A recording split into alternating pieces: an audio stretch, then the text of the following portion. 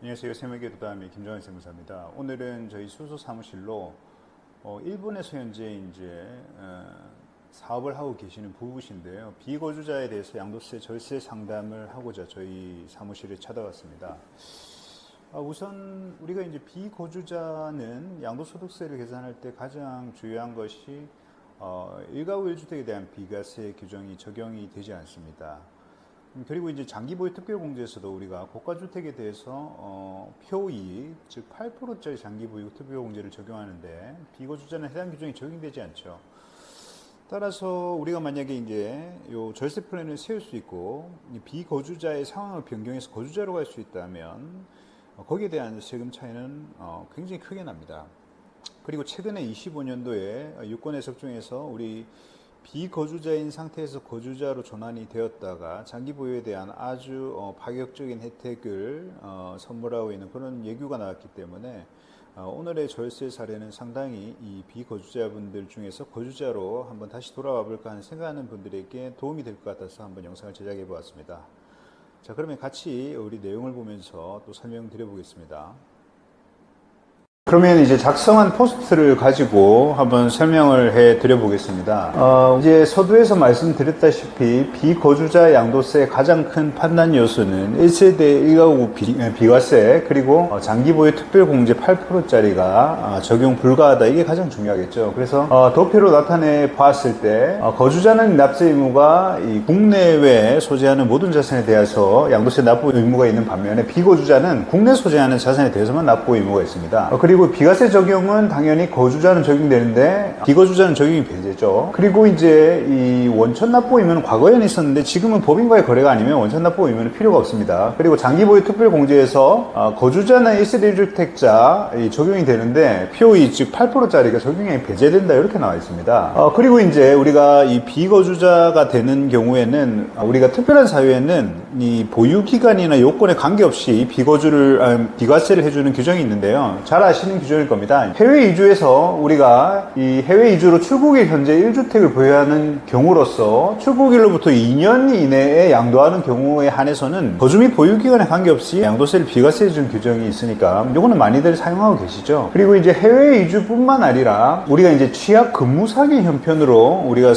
예를 들어서 신한은행에 저희도 제가 신한은행에 있을 때 부장님께서 신한은행 유럽 지점으로 가면서 가족들이 다 건너가는 바람에 그때 제가 양도세 신고를 해줬는데요. 그때도 1년, 2년 이상 거주 또는 보유 요건이 안 되어도 우리가 출국일로부터 2년 이내에 양도하는 경우에는 이 보유 및 거주 기간에 관계없이 무조건 비과세를 해주기 때문에 아주 이거는 바람직한 혜택이고 합리적인 혜택이다. 우리가 갑자기 출국하는 데 있어서 이 양도세 때문에 2년을 살고 갈 수 없지 않습니까? 따라서 대기업에 근무하시다가 해외로 출장 가시는 이렇게 파견 근무 가시는 분들은 비과세를 적용받을 수 있는 규정을 있다. 알아두시면 좋은 규정이에요. 그런데 세대원 전원이 출국을 하지 않으면 이 또한 우리가 이 요건을 갖춰야 된다. 이렇게 유권 해석이 있으니까요. 세대원 전원이라는 것도 유념하시면 좋을 것 같습니다. 그리고 실무적으로 우리가 비과세 신고를 할 때는 절차가 우리가 부동산을 양도 신고하기 위해서 등기를 해야 되는데 이 등기를 할 때 이 세무서장에게 이 부동산 양도 이 신고를 먼저 하고 확인서를 받아야만 우리가 재외국민에 대한 인감증명을 받을 수가 있습니다. 따라서 조금 특이하게도 여기는 먼저 세무서장에 신고를 하고 확인서를 받아가지고 등기를 하는 그런 절차가 조금 예외적이고 양도대금을 또 해외로 우리가 인출하는 데 있어서는